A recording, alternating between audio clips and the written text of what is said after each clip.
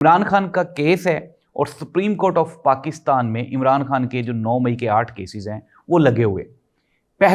सबसे पहले chief justice of Pakistan जनाब याहिया अफरीदी साहब ने कहा कि जी आएँ। उन्होंने वेरी नेक्स्ट डे की डेट डाल दी और कहा जी आ जाएं। क्यों डाली? क्योंकि जो सलमान सफदर वकील हैं इमरान खान के, वो मुल्क से बाहर थे। उन्होंने कहा कि मैं कल आ जाता हूँ, आप कल की तारीख डालें। उन्होंने कहा नहीं, हम 12 अगस्त की तारीख डालते हैं। 12 अगस्त की तारीख डाल दी गई। फिर दोबारा जो है 16 अगस्त की डेट डाल दी गई। 16 अगस्त को जज साहब ने कहा कि मैंने अभी तक तैयारी नहीं की, ये जो आपने मुझे फाइलें दी हैं ये मैं पढ़ लूँ।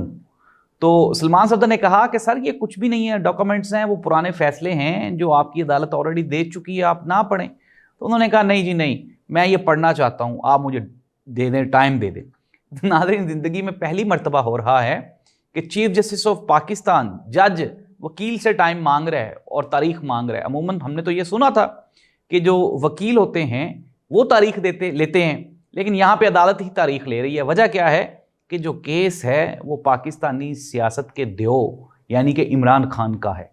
और मैंने आपको प्रोग्राम के स्टार्ट में बताया, यही वजह है कि आज भी जब अदालत लगी, अदालत लगने के बाद वकला पेश हुए तो प्रोसिक्यूटर जो है वो पेश नहीं हुआ।